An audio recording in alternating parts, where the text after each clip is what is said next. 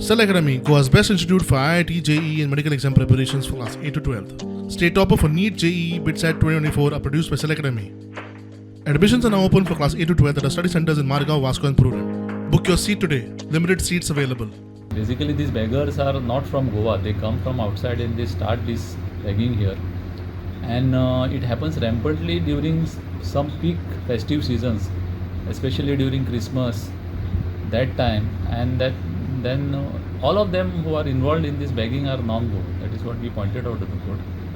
But the court still feels that this issue has to be dealt with and some steps could be taken. And in that regard, court wanted some assistance from some experts.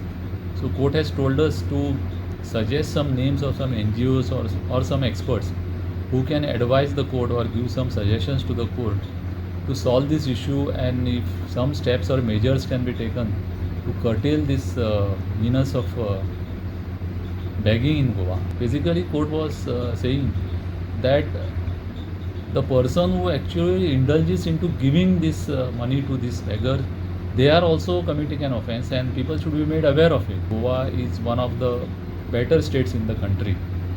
There are a lot of people who come from outside. These people from all over the country, they know that which is the season where they may get some good amount of money. During that time they come to Goa, and it is seen and it is observed generally that thereafter they go back to whichever place they want to go.